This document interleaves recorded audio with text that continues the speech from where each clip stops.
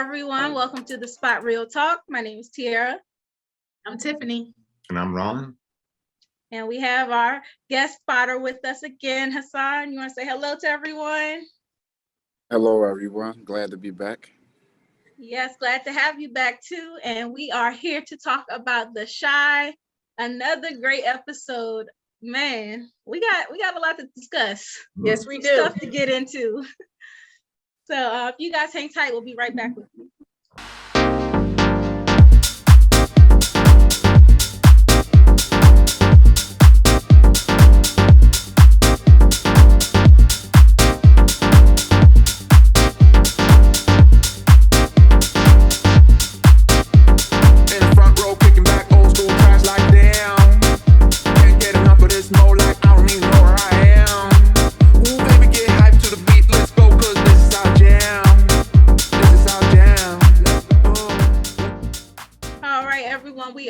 Like I said, we are discussing The Chi. This is season 5, episode 4, and it was titled On Me.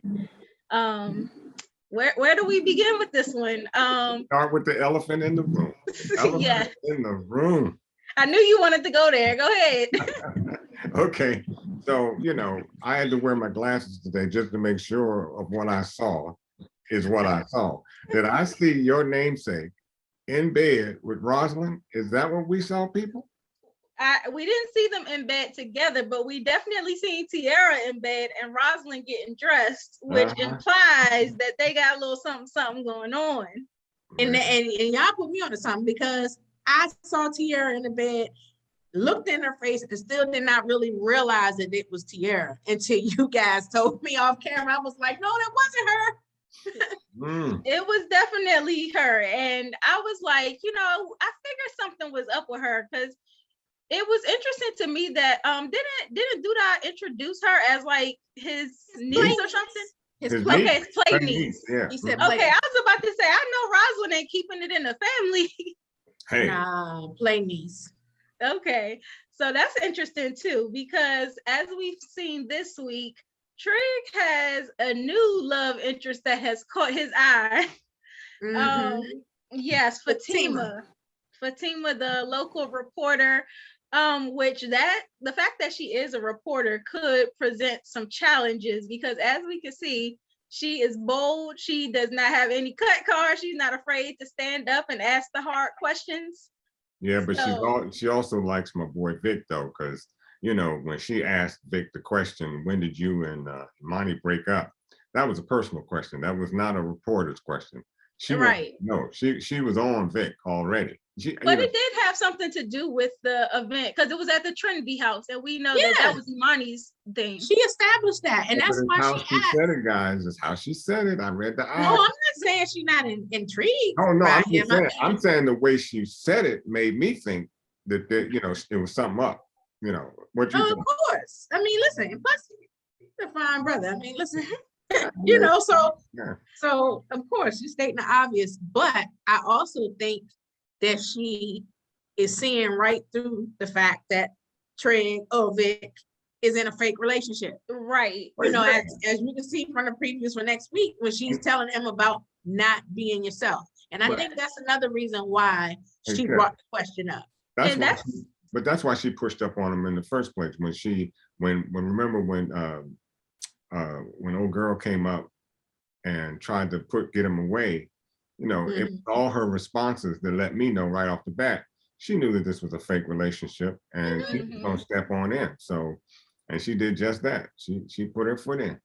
But that's dangerous though, because you have a reporter who, a lot of reporters they feel the duty to report the truth, and sometimes the story they get pressured by their editors and things like that to put stuff out there. So if she has the truth about Trig, knowing that his relationship is a sham, there's nothing stopping her from reporting that, and that can affect his standing in the community. And listen, she was the one that wrote the article in the first place saying that he was one to watch and he was on the rise. Yep. So if she detects that he's being fraudulent, then of course she may speak up about that. He can change her mind. But Shaad called him out on it too, because Shaad was like, "You flirting in public like this? Like, what are you doing?" So, and Shaad cleaned but up well this week. I was impressed with Shaad and how he had gotten himself together, had a nice fresh shape up. So he was helping Trig in the community as they were campaigning and polling the neighbors on what they needed and expected out of their community leaders. So I was impressed with them, but he was right when he said, "You better tread lightly." Yeah, But does he have a type? Yeah. Does he have a it's type? clear that he has a type. You know, It's clear that he has a type. That everything we talked about last week is now out the window. It's quite clear. You know, I mean, I brought it up because I was wondering, is he not interested? Like, it was the thing about his interest in Tierra and why he wasn't really feeling her. And I was wondering, is she just not his type? Is Tiffany, you brought up if he's still trying to get over Imani, like, what is it that's stopping him? like that too. But this week, he shot his shot Yeah, at Fatima. And Fatima is another trans actress. Mhm. And I guess in this show she'll also be playing, a trans woman. Yeah, So, I think her name is Lorraine Giselle. I looked her up. That's it. Yes. And so because he's go ahead. He's very intrigued by her. Even Yes. he followed her outside and was like, can we exchange numbers? I want to stay contacted with you and connected with you. And clearly he has a type. And I thought two things. I thought it could be the fact that he's interested in her, or the fact that Imani could be planting her to see what's really going on too. I don't know. Nah. I don't know about the plan. She comes on pretty strong to me, and she looks like the type she gets what she wants. Yes. And, so I mean that's a good point, but if let's put it this way, if Imani did put her up to that, Imani loses. But that goes back to what Fatima was saying, in the previews for next week, saying like calling him out basically for living a double life. But it's not just him and the fake relationship with Tierra. It goes a layer deeper because not only do you have a fake relationship, but you're also portraying yourself as a straight man. You're in a heterosexual relationship instead of being honest about who you truly are. If you're not interested in heterosexual relationships. And Shaad brought that out too. He was like, there's a lot of politicians who are homosexual and who live alternative lifestyles or whatever. And so he was like, you're gonna have to stand in your truth at some point. Exactly.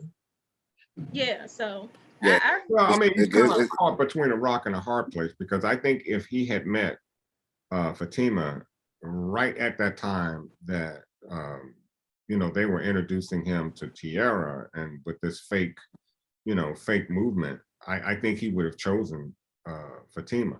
But he's already in it now. He stepped in it, and it's really not a lot he could do except play the game.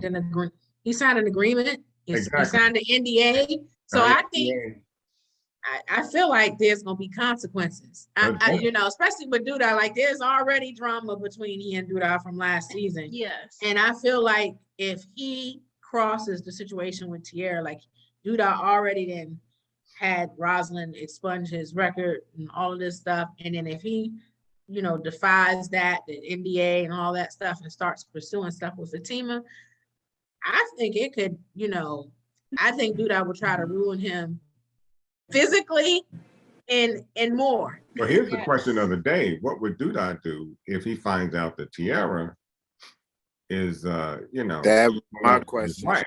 That's right. Now, I mean, on his face, we can say he wouldn't care. I was going to say, I don't think he cares. But, when you got those alpha men like Douda, who likes to control everything, and he's already, he can already barely control Rosalind, but he's one of those alpha men, and we've seen it in other shows, these alpha men that think they're in control, and when they find out that they're not in control, things go left. So it would be interesting to see, and I'm not predicting that he would do anything, to Tierra, but I'm just saying it would be interesting to see what he would do or say if he found that out. Right. And the fact that he's even pushing Tracy to accept Rosalind on her board of directors, being like a co-director of Rock, it's kind of like, I know he feels like he owes Rosalind because, of course, he said Rosalind was the person that he called to help get Trig's record cleared. So now it's like, I scratch your back, you scratch mine type deal. And so now Rosalind is kind of like being pulled in. And I'm wondering, like, it just seems like their relationship is all a matter of convenience. It's like, they have a business relationship. It is. He and Rob. Absolutely. Yeah.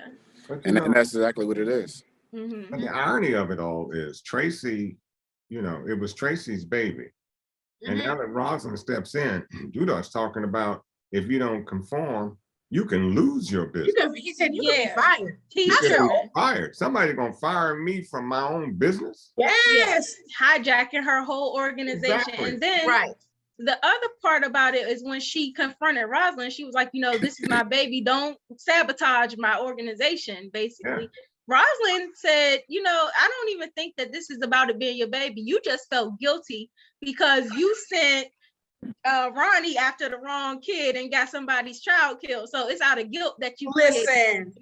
Look, I felt like Roz, there were no lies told. For me, I always told you I had issues with Tracy, and I do believe that her organization, if she is trying to do the right thing, I think she does want to have a legacy for her son. I will give her that. I do think so. But I always took issue with Tracy because I do feel like she was the one that put the battery in Ronnie's back to kill Coogie. That's Coogie. Name?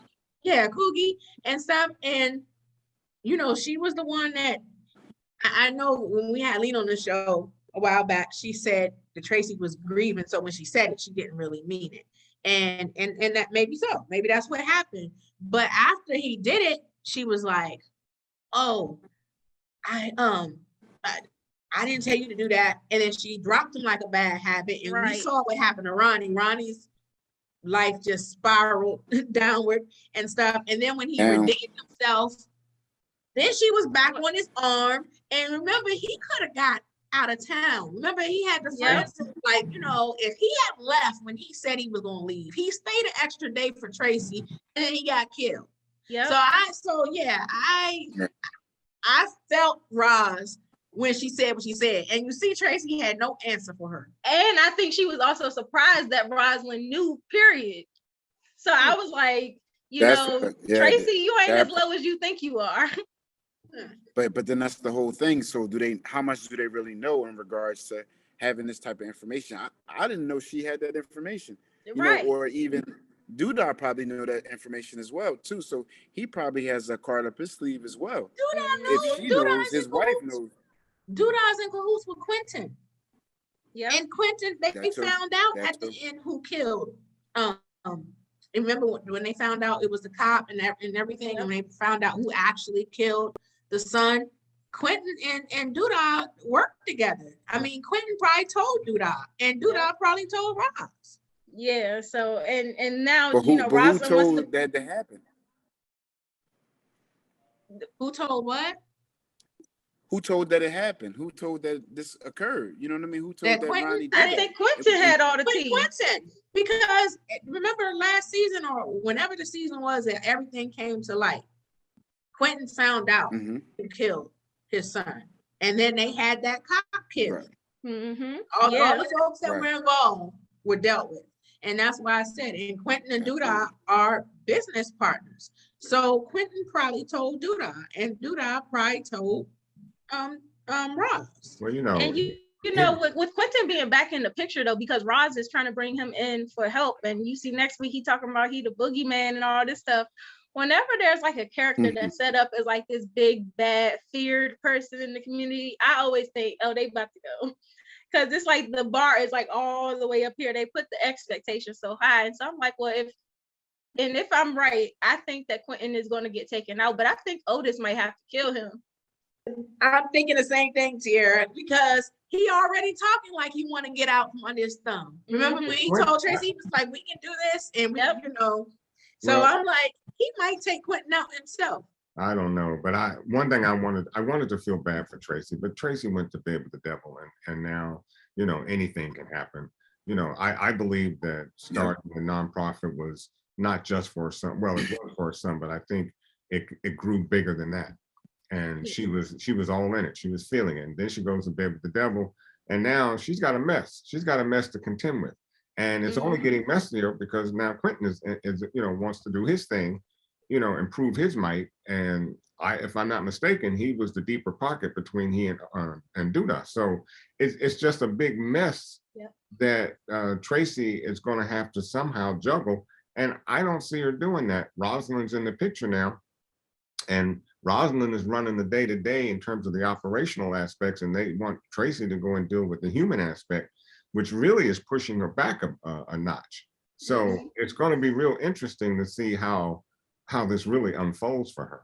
Yeah, and I wanted to ask y'all too about Trinity House and the fact that they have Peaches in there now. They've given her an apartment there, and I'm like, well, is this going to be good for her sobriety, being on her own? She doesn't seem to have a sponsor, outside of the people in Trinity House, who she can kind of look to for support. But they're all, and it's a home for women that are struggling, so everybody has their own issues to deal with. I'm like, is she gonna have the support she needs to stay sober?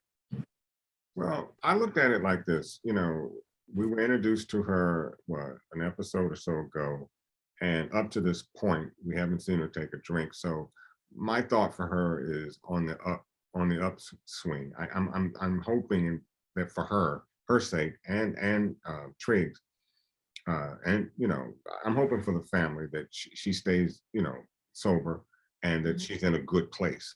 And I it felt like she was, and she's very earnest about her recovery. So I'm hoping that this is what we'll see from this point forward. And I think her being in that house she'll be able to get the inside scoop on everything that's going on, because we know as Trig starts to work more on his campaign, he's going to have less and less time to focus on, being on the ground with Trinity. That'll probably be Tracy's thing. And then now that they bought Roz in, who knows where it's going to go. So I feel like Peaches will be able to give the real inside scoop on what's going on with that situation. And maybe she's going to be timing up for Rosalind. That's what I see. Because I can't wait to see them in a scene together. Yeah, because what I noticed when Victor went up and made his little speech, Mom's right there on the steps, egging him on, so I told y'all. You're gonna be messing with somebody's son, and that ain't gonna look good if Rosalind steps off too quickly here. I think she'll step in and create some mess. Yeah, because Peaches look like she is trained to go. She about that life. She's really about that life. I was thinking, Hassan, I was like, I hope, you brought up an interesting point about Peaches. Like, what if she's an op, working for Douda? I hope that's not the case, because I know when she was sitting in that room, heard that little dramatic music, and I was like, please let her be on the up and up. Right. and the way Douda said her name, Peaches, like it's something there. Like, I'm telling you, something. He's aware of her. He definitely is aware of her. Yeah. I need to figure out what's going on there, because it's just like a tangled web. With all of these people in that whole situation. Yeah. And Douda, go ahead. He might have been with Peaches back in the day when she was sober. I don't know. You never know with Douda. Who knows? You never know. They might have a history. Douda might be their dad. Who knows? Something is going on. There's something there. Oh my gosh. Well, yeah, that's a crazy family tree. Then but their family is about to get a little bit more complicated, because Miss Gemma got a bun in the oven. Which I was like, dang, it's always the ones that have the privilege and they have everything at their feet, all the possible resources to be successful. And sometimes people automatically look at them and assume like, oh, you good. But Jemma has been kind of being rebellious. We've seen her talking to her father, ignoring the fact she had the SAT, smoking weed in the house. She was really not all that concerned about going to the college that he had picked out for her or whatever. So, or going to college, period. Exactly. She's rebelling. She even told Maisha, she was, saying, do you even need a degree to be successful? And I mean, it's a valid conversation to be having, but it's not something that, you don't necessarily have to be college educated to be successful. We see today there's so many different avenues you can take, but it seems like her attitude is just overall rebellious. But it's real interesting how we see Jada. Jemma. Well, no, not. I'm talking about her boyfriend. Jada, how he's pulled himself up by his bootstraps, or he's trying to, and then she's loosening her bootstraps. You know, you would think that because of her, that Jada was actually, doing, trying to get on the straight and narrow and moving. Jemma? Huh? Jemma. You mean Jemma. You keep saying Jada. I'm okay. Her boy, Jake. Jake. That's what I'm talking about. I don't know why.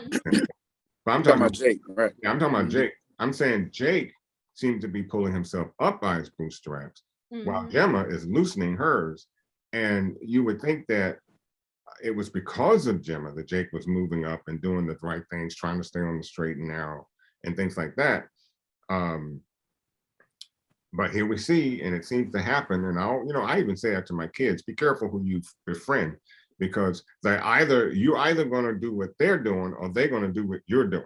No, I think her attitude has been impacted by Jake, because Jake, he might be doing right now, but Jake always had the I don't care, I don't give a F attitude or whatever. And a lot of that, because even smoking, was Jemma, and when she and Kevin were dating, was she smoking? No. Like a lot of her attitude and stuff, I feel like changed once she started dealing with Jake. Exactly. And I guess that's what I'm trying to the association correlate. Yeah, because while she took the traits of Jake, and Jake seems to be trying to move past that. He seems like he's trying to grow, and yet she's stepped back a bit. So somehow, their lives switched. I don't know what she's doing. And you've seen the same thing when she had the conversation with Maisha. Maisha was like, "Why'd you walk out on the SAT?" And she was like, I don't really have that privilege that you have. I live in a household with a single parent with a bunch of kids. She's like, I gotta make my mom proud. I gotta do all of this, like X, Y, and Z, to ensure that I can get on the path to success. But she was like, you already got all this stuff at your footsteps. So what are you doing? And I appreciate it. Go ahead. I was saying before, remember, I think the shift is because Jake's mom is back. Remember, like everybody's growing up now. It's something about, I was saying before, it's something about mom, right? It's something about mom, how mom can inspire, mom can push forward. Now mom is home. Mom is home now. He's getting his life in order. He's getting everything in order. Now it's the possibility, we seen as it ended, they got in the car and she's about to tell him she's pregnant. And now it's so crazy how with Roe versus Wade, how now I believe that this is going to be a topic now because it's her body. Yeah. Right. Now I'm assuming that Jake's probably going to want to be a father, and if she makes a decision, right, it's going to go. It seemed like the timing is perfect. Yes. With the issue that I thought the same thing. I was like, this is perfect, right? So now we're going to see how we're going to see two sides. We're going to see the men's side of it, because he's probably going to want to be a dad and be responsible. He's like, wow, I got the opportunity. Or he might not want to be. He might not think he's ready. Yeah, he might not want to be a dad. That's where I was heading. I don't know if he's ready. I don't think he's gonna want to be a dad right now. Yeah. And the way she said, this is my body, I can, I'm gonna do what I want to. The interesting part is when her daddy finds out, where that's going. Because he already didn't like Jake, but so much. That could go either way though, because as we've seen with like Keisha's situation, having a baby doesn't necessarily mean it's the end for you. So we've seen Keisha continue on and pursue school and everything else she had outlined, regardless of her situation. But with Jemma, I feel like her dad will be initially very upset and disappointed. But like I said, he has all the connects, all the resources possible to still make sure that she can forge ahead and be successful. I think it's just going to depend on her attitude, because we seen earlier in the season where they had that father-daughter talk, and he basically told her not to change who she is or whatever, to try to give in to Jake, when he had made her cry or whatever. So it's just interesting how I'm interested to see how he's going to react if it's the way I think he is, Mm-hmm. and then how Gemma's attitude changes now, because right now she's very nonchalant, very like, I don't care. But once she realizes that she has another life to care for, and if she decides to keep it, she's gonna have to grow up and really take her future seriously. And she's gonna stop that smoking, because now she's pregnant. So Of course. you know, Daddy said she gotta smoke, go outside. She said it's cold. He's like, I don't care. Take your butt outside, which is right thing. But that's what I wanted to ask y'all too. It seems like it's allowed. These kids are in high school and everybody's smoking. Yeah, and it's like everybody's smoking. He didn't say don't smoke. He didn't say what are you doing. Like it was just like go outside. I was like, what? My mom would have yanked me up. Yeah. My mother would have made one big brownie with whatever it was I had left, and I would have had to eat it all at that one point. Right. That'd be I think he was just trying to let her know that she was trying to be slick. You know, she was smoking and then she was trying to, you know, diffuse it and make it seem like, and I think he was trying to call her out, let her know, like, I see what you doing. I know you smoking. If you got young adults, I'm sure we lived it somewhere along the line, because I know I have. I mean, you know, I had to talk to mine and go, you know, this is my house. If you want to smoke, you smoke in your house. And if you don't have one. I've had the same combo. So it's going to definitely be interesting to see how that play out. And then the other thing, it looks like, you know, even if Gemma decides she doesn't want to college, she might have a career in management, because she was managing Maisha, telling her like, you need to get back into rapping, you need to post on social media, forget what everybody's saying in the comments. And I was glad she did, because Maisha got skills. Oh yeah, Maisha was dope. She is dope, and you know, I appreciated their little friendship, because I appreciated that Maisha told her about her privileged background for one. But I remember that it was a source of contention in previous seasons, because when she had told Jemma before, like, you don't know what it's like in here because you come from, you know, you're bougie and we come from this neck of the woods. And it was nice to see them forming a friendship and everything. So I did like that. But as good as Maisha's rap was, she sneaked this poor Papa in the rap. He deserved that. He had that coming back to him. Right. Don't dish it out if you can't take it. Yeah. Absolutely. Battle rap. I do worry about Gemma though, you know, because she right now is in a flux, and I just worry about her. I hope she makes the right decision here, whatever that is for her. You know, I hope she makes the right decision, and I hope she can live with the decision she makes. You know, she's a good dad, like I said, she has a great dad, and the dad has resources, but I don't know about Gemma and Jake. I just don't know if it's going to last. Listen, the time we living in, the decision might be made for her. Well, hey. Right. That's true too. But you know, they both have good positive influences in their lives that can help navigate them. So, you know, I think regardless of what they choose, they'll have the support of their family to make it through. And they can certainly afford to go to another state that, you know, that is fighting the Roe v. Wade situation, you know. So not all states have gone in, but you know, so she certainly has the resources, I'm saying, to make whatever decision she wants to make.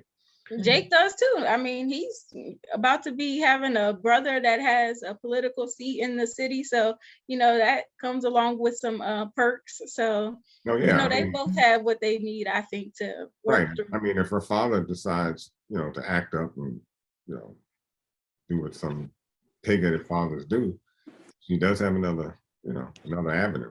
But I think he'll help her out. I think he'll come. Now, I wanted to ask y'all too about this situation with Lene, because the social worker came by and was called into question about her guardianship, because now that her brother's in jail, she doesn't have a guardian. Both parents are deceased. So Dre wants to try to get custody of Lene and at least have them be temporary guardians for her. But Nina surprised me. I was like, hold up, because she was kind of saying like, do we want to bring the child into our household given we might not even make it. And I was yeah, like, she stopped short, didn't she? I Okay. was like, ooh, so she's saying like she don't even know if they're gonna have a future. Okay. Right. So first of all, Dre once again gets game ball. She gets game ball for two reasons in my book. First of all, she seemed to be more concerned about Lene than Nina was. Second of all, for Nina to slip that little shot over the bow about, where we stand. I mean, correct me if I'm wrong. It was Nina that went out and. Yep. Am I right about that? So You're You're right. So I'm trying to understand, where is Nina coming from? What is her problem? Thank you. It's like so backwards to me, because usually the person that messed up is the one that's really going hard fighting for the relationship. Exactly. But it's kind of flipped here, where you see Dre is the one that's fighting, even though she's the one that's been wronged in the situation. And so it's like, dang, Nina just going crazy with the shots and the underhanded comments and things like that. And I'm like, do you even want this for real? Yeah. And even when Kevin and Lene sneaked out of the house, it's Dre that calls and wanted to know where they are. You would have thought it would have been Nina texting and trying to figure out where they were. So Dre gets the game ball for a couple of weeks for me. I'm gonna have to keep her on the game ball list, because she's just showing up every time. Well, she is always the voice of reason, though. She is. She's showing up every episode. So does that mean you putting Nina on the who can get the hands list? You got that right. Yeah, she can get the hands. The first candidate on the who gets the hands list. Yeah, she definitely can get the hands. Yeah, something might be going on with Nina. What you say? Something might be going on with Nina, because it seems like you guys are right. Like, Dre is that person that's been hands-on, and Nina is not the hands-on. And before, when her daughter was home, she was very much hands-on. I don't know if she's missing her daughter, missing her grandchild. Something's going on where she's not that much involved and that much hands-on right now. And something's going on with her. Yeah. Well, she's still worried about Keisha, though, because when Keisha said last week she was going to go over to, well, she didn't tell her she was going to his house, but she said she was going to go out with the baby. Then it was like, where are you going? Like, she's still kind of shook about the kidnapping. And even Drake was like, the baby was already asleep, leave the baby here. Yeah. But you would have thought that, given the fact that she had a child that went missing before, when Kevin and Lene snuck out, instead of Dre being the one to reach out to them, I thought Nina would have been blowing up his phone. That's what but that wasn't what we seen. So I can see what you come from with that comment. Yes. But did Nina know they weren't there? Because did Nina assume that they were still upstairs? Because it was Dre. No, they both went upstairs and checked the room. Oh, that's right. They sure did. They both did go up to the room. Yeah, so I don't know what's going on with Nina, but I hope she don't sabotage her family and her relationship.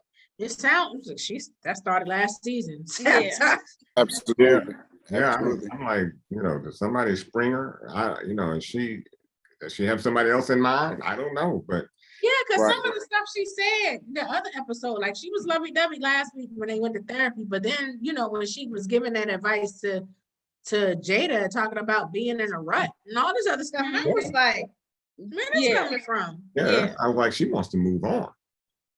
It do. So we're gonna have to see how that play out.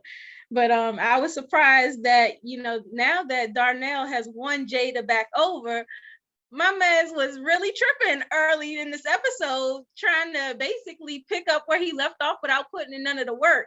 Trying to be a cheapskate. He said that he had changed and matured, but he didn't want to court Jada. And that's what she was really looking for. She was looking to be courted. She wanted the respect, and basically kind of the princess treatment that you would get from a man who is newly interested in you and you're trying to forge something new. But he was relying on history. He was like, you've been looking at too many memes on Instagram or on social media that got you feeling like you deserve princess treatment. I don't want to come off on my boy, because I might get picked on again. But say what you gotta say. But come on, man, stop being a fool. I mean, you got your girl back. You said you wanted her. You've got to step up. You cannot go back to the old way. The old way is dead, brother. You wanted her, Darnell. You got her, Darnell. Then act like it, Darnell, and stop acting like, you know, a butt. You know, you got to treat this woman like a queen because, as she said, I chose you. She didn't have to. I have a question for y'all pertaining to that because, you know, I monitored social media and I saw a couple tweets pertaining to Jada and Darnell and to Emmett and Keisha. And the tweets pretty much was like, you know, what's up with these women going back to toxic relationships? Like, what are they saying? Like they said, Keisha is turned down a good man to go chase behind a dude that got 3 baby moms. That's what one of the tweets said. And then the other tweet was about Jada and Darnell. Just was like, you know. So I wanted to know how y'all felt about that. Do you think that these men have changed? Like, it looks to me that Emmett has changed. Exactly. I don't think it's necessarily a toxic relationship anymore. Because like they have said, they have done the work to try to mature into better men. And so I don't think there's anything necessarily wrong with them going back, as long as there's an understanding that this is not what it used to be. You cannot do the same things you used to do. You can't treat me the way that you used to treat me. So I don't think they're going back into toxic situations. Of course, they come with their own baggage. We know both Emmett and Darnell have a bunch of, you know, issues from the past, and a lot of Emmett with all his baby mamas. That's not going to go away. But yeah, I think how he deals with the situation can make the difference in how they proceed. I also think it's a sense of familiarity. You know, you tend to go back to what you know. And, you know, as you said, they both have changed, although I do like Emmett's growth far better than what I'm so far seeing from Darnell. Darnell got it together at the end, though. At the end, he did come through at the end. My question is it forced or is that Darnell? Because if it were Darnell, he wouldn't have made that stupid comment in the bed. So and I'm not taking it from him. I'm glad to see that he did the right thing. I mean, he went all the way. I hope he can afford that bottle of wine anymore. But you know, I'm gonna be doing dishes in the back. A lot of dishes to be had. But you know, and I was glad to see that. And he did exactly what he should have done to begin with. So hopefully, like you said, they've changed, and hopefully that will stay. I think Emmett is the one that got away as far as Tiffany is concerned. Now, I want to bring this up because we talked about this girl code. Oh, hold on 1 second though. Before we move there, yeah, because I got stuff to say too. Okay, you know, Darnell I'm itching on that. I want to say something too. I am itching on that. Right. My skin is itching on that one. Okay, well, I just wanted to mention before we move on, Darnell, I don't think his treatment in the end when he got it together, I don't think it was kind of forced in the sense that she mentioned it and then he responded. It wasn't done on his own initiative. But I do think that what he said at the dinner table was a good response, because he told her, like, I realize now that I was wrong and you were right, and I can't demand your love. I have to earn it. So I appreciated him acknowledging that fact. Well, look, the man got flavor. Okay, he knows what to say. So I don't. But that's the whole thing. Yeah, he's got flavor. He knows what to come out of his mouth. Well, his actions better back up the words. And there you go. There you go. Right. Well, he seems like he does love her. What's wrong with a Netflix and chill? He wanted a Netflix and chill day. Ain't nothing wrong with Netflix and chill. Oh. But she said she wanted to do more than that. She don't want to just be. Absolutely. Yeah, she wants to go out on dates too. Like, Netflix and chill is cool, but every now and then, because when we want to step out. The younger guy, she was with the right. She was with the younger guy. They were doing a lot. He was going. They were doing stuff. They were doing different things. He was trying to get her out of the country. Right now, Darnell, he just want his Bluetooth in his ear, have his phone conversations, and hang out and fix stuff. And you know, she want to go out and hang out and have a good time. He swing someone going to Cabo, and I was with that. Right. Yeah. Hey. So absolutely, Darnell better come correct. That's right. Yeah. So now we can move on to the topic that Ron wants to get to. I'll swing it to you. Thank you much. Thank you very much. Now, okay, here we go. Where do I start with this? Okay, so your girl Tiffany calls the house. Emmett answers the phone. They both are worried. Yes. Both are worried should we answer the phone? Should we not? Emmett does the right thing. He answers the phone. Tiffany denotes a little something in his demeanor. He said he was being very short. Being very short. He responded, no, I just woke up, la, la, la. He gets off the phone and girlfriend says, well, how come you didn't tell her I was here? What? Yeah, she is out of pocket. Wait a minute. And then Tiffany calls her, but you don't answer the phone. Now, the girl Why code, you ain't telling? the girl code shouldn't even have her there in the first place. But you are there, so you've broken the girl code, and now you're trying to hide. You know, I'm lost. Y'all got to help me, ladies. Well, let me say a couple things. I want to say a couple things. You're right. She is breaking girl code by being there. You know, I'm a proponent for girl code. So she is wrong for that, even though, you know, I'm very protective of Keisha. You know, but anyway, but she is breaking girl code. But number two, though, let's talk about FaceTime etiquette. Because first off, Tiff FaceTime Emmett. And usually, like, she and Emmett are not together anymore. Yeah, they have a child and everything, but you call or text or you ask if it's a good time to FaceTime. You don't just FaceTime out of the blue and everything. So it was related to EJ. She was trying to see it was related to EJ, but the thing is this. No. You still call and text. Like when you break up, you don't have the same access. Like what if Emmett FaceTimed her and she was like laid up with Ron? Right. So I'm just saying you still have to communicate when you have make an appointment, make a FaceTime appointment, text, call, whatever, but you don't just FaceTime out the blue. So I was like, Tiff, you lost that access, but you do when you're trying to be slick. She was trying to be slick, see, because when you FaceTime, you hope to find some background stuff going on. This is what I'm saying. You lose that access when we break up. Like we have a child, we still communicate, but you don't have that same access to me. You can't just FaceTime me out the blue.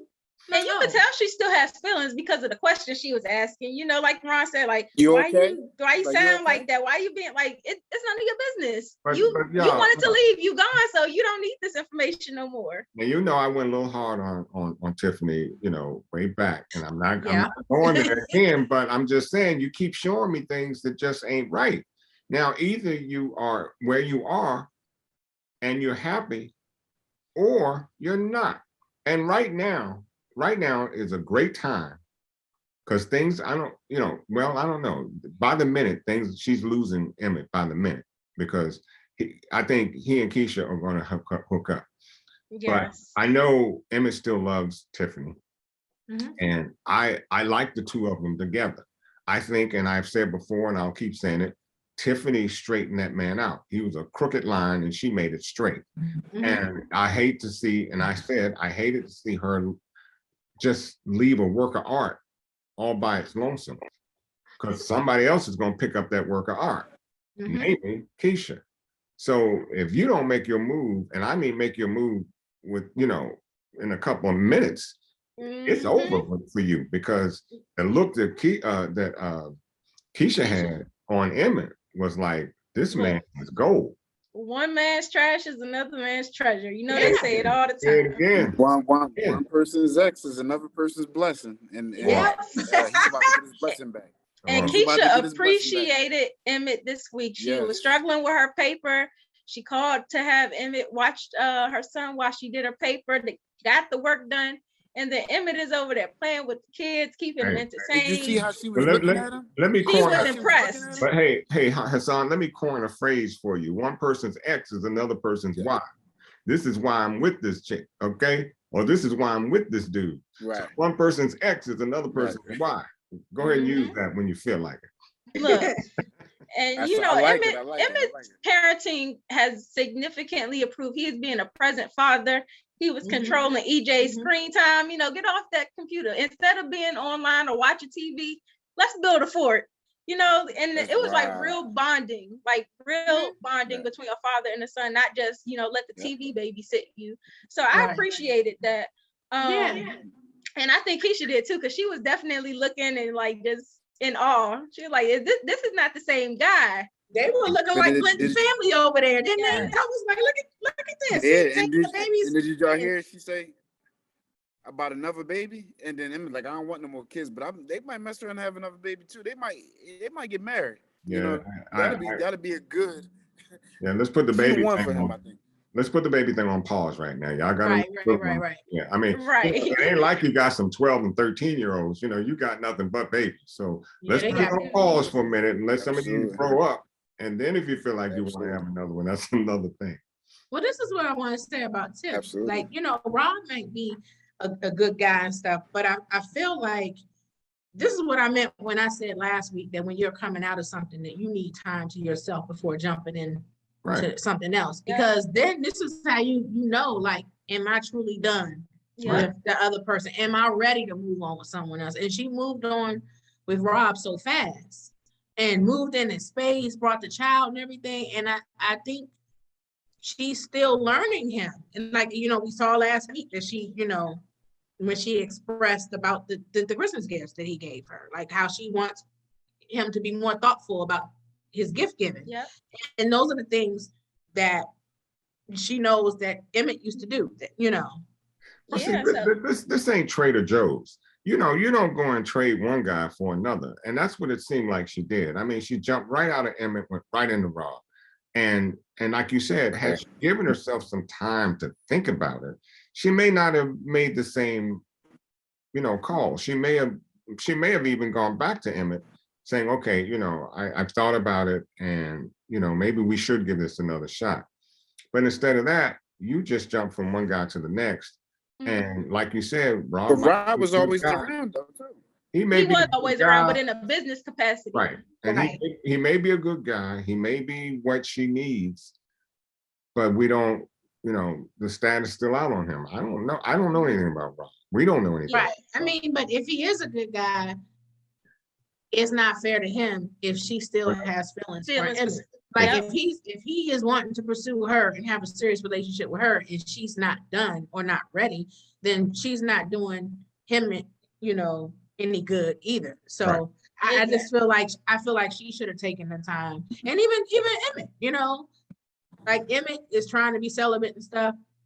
Even if he pursues something with Keisha, you know, he should take some time as well before jumping back into something. It seems like though, you know, they were certainly in a situation where they could have got together. They could, because that history and the familiarity, like you said, it makes it so easy to just hop back and pick up where you left off. But it seems like he's really trying to, you know, what did Ryan say? You know, your so-and-so deserves better, you know. Oh yeah. He's trying to practice some self-control. He's trying to, and they were already friends. So that's the thing too. Like if they can just take it slow and just be friends for now. That's what he's doing. That's what he's doing. He's not touching her. Because the old Emmett would have slept with her. Remember how they used to be? He would come in through the window, get right in the bed with her, they do their thing, and be out by time mom, you know, comes home. Like he's really growing, and I think she's seeing that too as well, that he's not taking advantage of the space and place that they're in. Because even when they got the phone call, you know, why she ain't pick it up and say, but she would have seen that same background and then wonder, like, why you over there? And then he would have said, why you ain't tell her? You know what I mean? But they're going to be together. That's the one. That's his friend. That's his lover. They compatible sexually. So I think they got it. I just can't wait to see if Tiff and Keisha's friendship can survive this, because I know I don't know. She's gonna be a little hurt. And I think the problem is because, like I said last week, she will not acknowledge that she still has feelings for him. She's trying to skate past that and move on. And has she acknowledged it and given her a chance to really decide, like you said, whether she's over it or not, it would have made things much easier. It wouldn't have left the door open for Keisha to get in.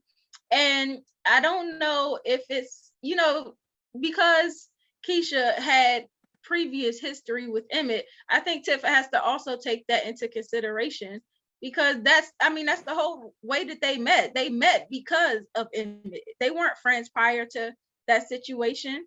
So but it seems I can see Tiff feeling away because I could too. she been confiding in her and Yes. telling Keisha all this stuff, and you pouring your heart out to her, thinking she's your friend, and they're like, sis, this, that, and the other. But look, so and then you go and hook up with the dude. Pause. No, pause it. Oh, I'm sorry. See, y'all killing me with this. It's not only the fact that she was telling Keisha, but she was telling Keisha how she's through. Yep. So it's not Keisha's fault to fall.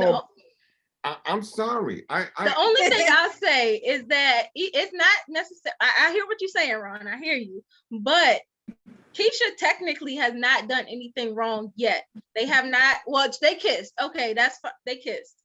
But beyond that, they haven't been physical, intimately, or whatever. So I think that Keisha still has a chance to salvage the situation and come correct to her friend and say, like, look, you and Emmett, I know you were married. I know y'all have children together, but you have to also understand that me and Emmett have a history as well. And I want to come to you because I value our friendship and just say, like, look, Tierra, I'm interested in rekindling things with Emmett. And since you said you're done with it, I just want to come to you first before you find out another way. Out of respect for the friendship. What, Ron? What? Yeah. What about the understanding when Tiff was lying up in bed with Rob? They had sex. Okay, I'm just saying. But they weren't friends. I mean, that's it. I don't care. My point is, if you're gone, you're gone. If you now you always say that you don't care about the girl code. It's obvious because my point is, if you're gonna be in bed with another man, and then talking about what you don't want from this, now everybody got a right. Not from your friend. That's one thing. If he moves on, if he just moves on, if he moves on to another woman, that's something different than the other woman being your girl, your friend. Yes, my homie should not be hooking up with my ex. Open the door to that by going. He might have opened the door, but I still think it's okay for Keisha because Keisha, I think she has some values, and I think that she would come correct. I think Keisha is better than that to just go behind somebody's back. And I think that she would come correct to Tiff and be like, this is what it is. And I'm sorry if it hurts your feelings, but I just wanted to be the one to let you know. Look here. He took off his glasses. Look. I'm trying to understand something. Now, you went to Keisha and started all that negativity about she started. And now you're trying to control their right to be happy.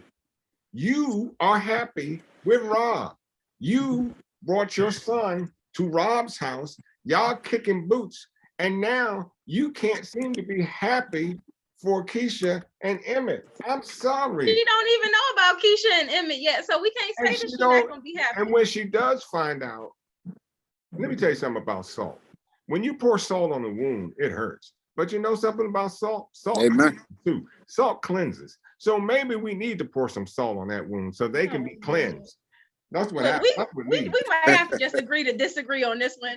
All the viewers, we'll never agree with Ron. Right. Y'all drop down in the comment section and let us know what you think about this situation. Give us your input on the Keisha and Tiff situation there. And please remember what I said.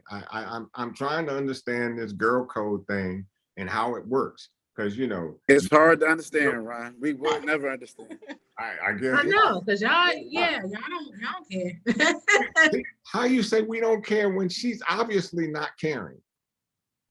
No, I'm saying y'all don't care about the code. I went through a situation like that, but I refused to break girl code. And the guy was like, we don't think like that. Like it's whatever, And maybe you should have broken the girl code too. I know we talked about it before. Yeah, we talked about that. Maybe you should have broken the girl code. I don't think I should have broken girl code. And well, here we are. We'll see. And Emmett about to have his best friend back. That's all. Here we are. Yeah. Well, next week it looked like Emmett is also being held at gunpoint, so he might have bigger problems to worry about. But I saw Rashad in the background. Yeah. So I was like, is Rashad gonna be a hero? Right. Or will he get shot? I hope nothing. I hope not. Yeah, me too. I hope that's not his time. Yeah. Right, I hope not his time too. And the only other thing I'm thinking about is, now that Jada and Darnell have rekindled things, where's Lala's character in this? Because I don't think Darnell officially broke up with her. I don't know either. Well, at least we haven't seen it. No, we haven't. And maybe we'll see it, maybe we won't. Because I know Lala is going to be a full-time regular on BMF. So that might be another reason why we haven't seen her. Yeah.